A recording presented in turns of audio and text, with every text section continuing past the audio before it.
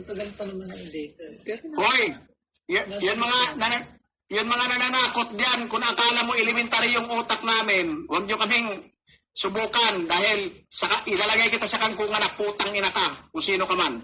Yung nananakot diyan sa lugar ng Mandaluyong. Huwag mo akong subukan dahil pagka binaltik talaga, kung ilagay ko sa impyerno yung buhay mo, pag hindi uminto. Ha? Anong sabi? Ano daw, hinahanap daw ako kasi may video daw. Tangina ka. Napaka-elementary masyado ng utak mo, napaka-bobo mong tao ka. Ako pa yung gagawin mong ganun? Hindi ka ba nag-isip kung sino ako?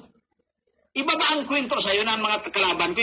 Iba ba ang kwento nila sa'yo? Iba ang kwento na ako pipitsugin lang? Ganon? Iba ba ang kwento sa'yo na wala akong magagawa sa'yo? Hindi ba nila kwento na kaya kong ilagay yung buhay mo sa impyerno? Okay, ito mo sinasabi.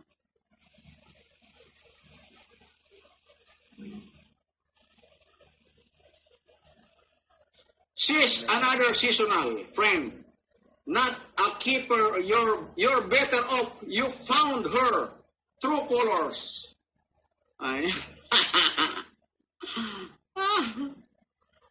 Sabi, kung ako, corner ni Mami D, choice ko to eh. Dapat bang lahat ipaalam ko sa community? Correct. O, tingnan mo. Ang daming choices dito, ang daming pwedeng isagot kay Mami D. Mami D, obligasyon ko ba ipaliwanag sa inyo? Yun mga bagay na hindi ko nagagawa kay Nani kung hindi ko ginawa. Yung ganun. Baka nga nasira pa ako doon kung ang purpose mo sirain ako.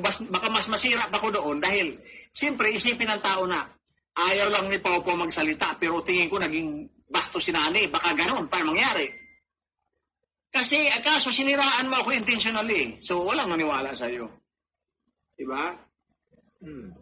Tsaka, based doon sa naging interview ni lumalabas na Huwag niyo akong tinatakot-takutin dyan, ha? Huwag kayong nananakot-takot dyan. Kung tingin mo isip bata kayo, huwag niyo akong idamay kasi hindi bata yung pag-iisip ko. Putangin naman kasi yung malaking mama diyan, gago ka. Ilagay kita sa impyerno, maniwala ka sa akin. Malapit ka na. Malapit ka na. Tangina, imbis magpakumbaba ka, ako pa yung tatakutin mo. Tangina ka. Ako pa yung tatakutin nyo? You don't know me yet? Ha? You don't know me yet? Huh? Utang ina, wala akong binubuhay, wala akong ginagatas. Huwag niyo akong ganunin. Baka ikaw, baka mamaya luluha ka ng ano, baka luluha ka ng dugo.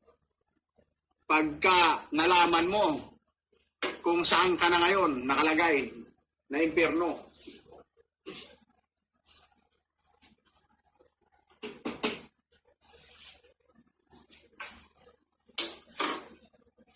Akala yung tao na yan wala akong magagawa sa kanya. Ulol! Kala mo lang yun. Kala mo lang yun. Kala mo lang yun na wala akong magagawa sa'yo.